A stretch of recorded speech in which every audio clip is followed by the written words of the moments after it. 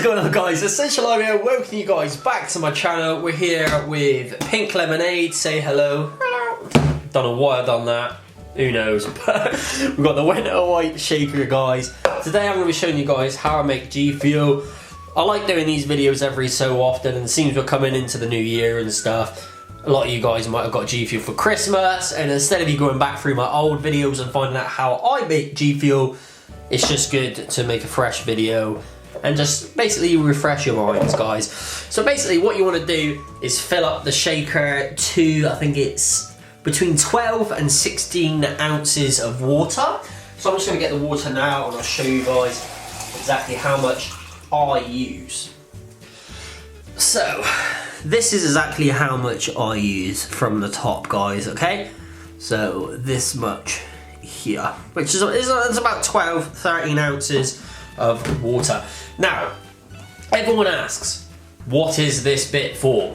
This, guys, is basically, these are just generic shakers used normally in gyms as protein shakers. So what this would do is actually help the powder from the protein shake actually blend up properly. But what I use it for is holding my ice. Now, I haven't got any ice to put in it at the moment, but if I did, I'd put ice in the top there instead of in the drink. What that will do is stop the ice from touching the water, and it will just chill the whole thing. Because normally when the ice hits the water, it will melt quite quickly, and within about 5 minutes, the ice will be gone. When you leave it in the top compartment, it will actually just refrigerate basically the whole drink, and the ice should last about 10 to 15 minutes, which is considerably longer. So your drink will stay colder and more refreshed for a lot longer.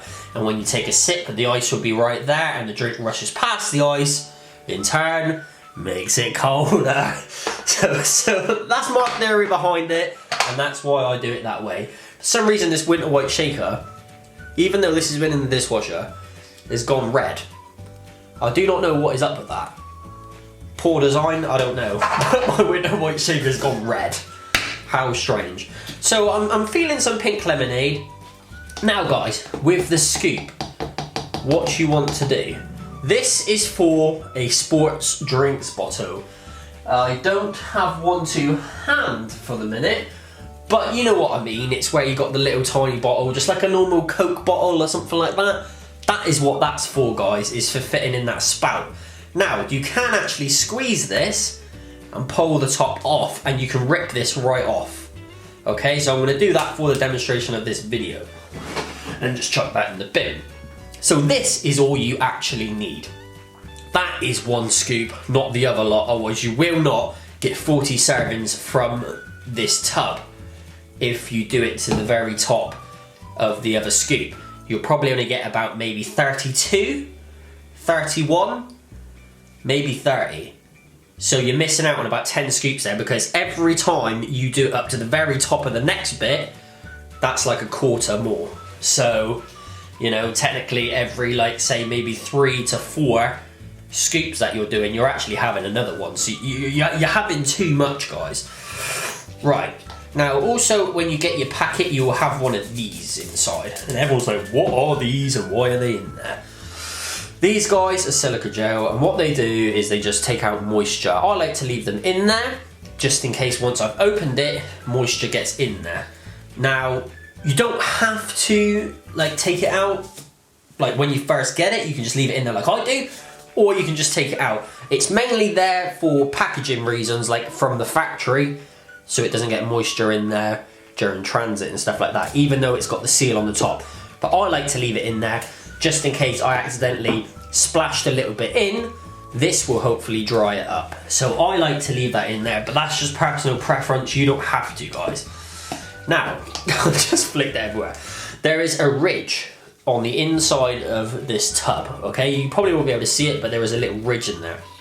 What you want to do is take a scoop like that, and you will see that it is too high. Run it along the ridge, like so. Just do that a few times. That will scrape it off to a level mound, okay? So that should be perfectly level. And that's using that little ridge. So you don't have to use your finger and get your finger all messy. You can just use that little ridge that is inside the tub, okay? Along the edge in there.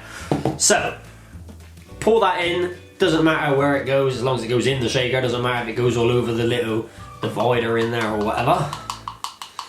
Make sure that all goes in, put that back in, keep the tub away from the shaker, try not to get any splashes and spills in there, remember to keep your silica gel in there.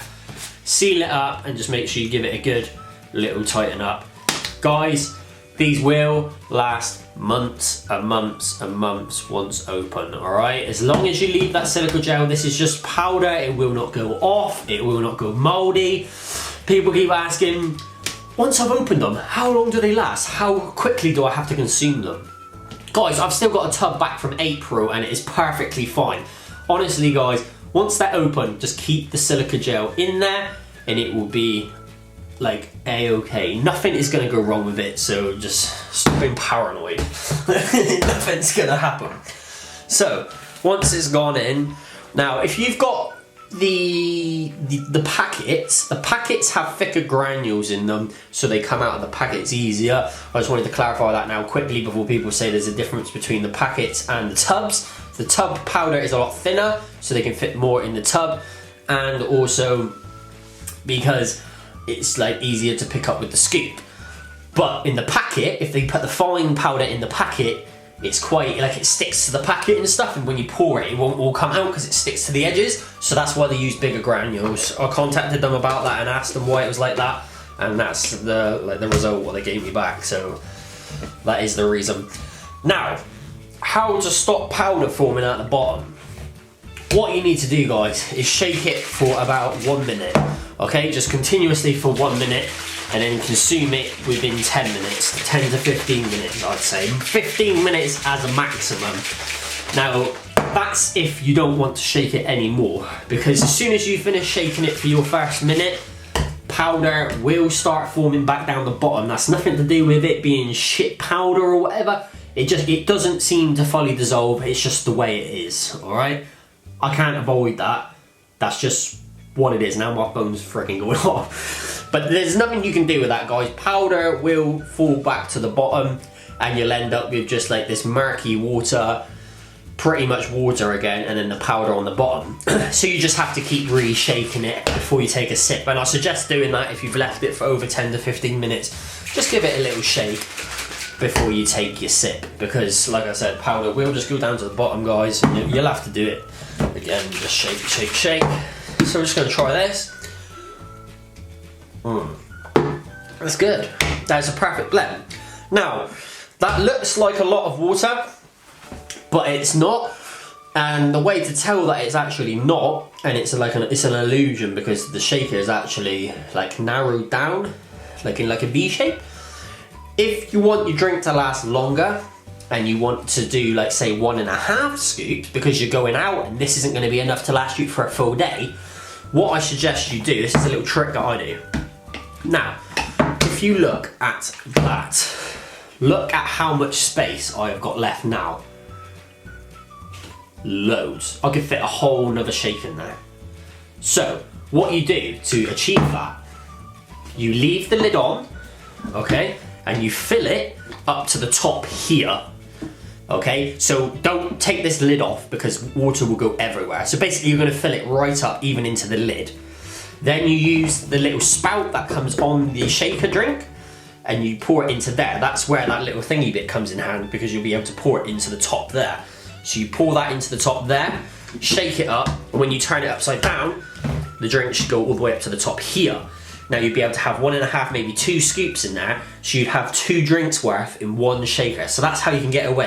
Having 2 drinks in one shaker is by doing it like that, guys, and that should last you all day then, if that's what you want to do, alright? So make sure you just turn that upside down and you'll get 2 days worth, or 2 drinks worth rather, in one shaker. So that's the best way to fit it in, guys. Anyway, if you enjoyed this video, don't forget to smash a like on it, don't forget to subscribe, and yeah guys, I'll see you on my next video. Peace out.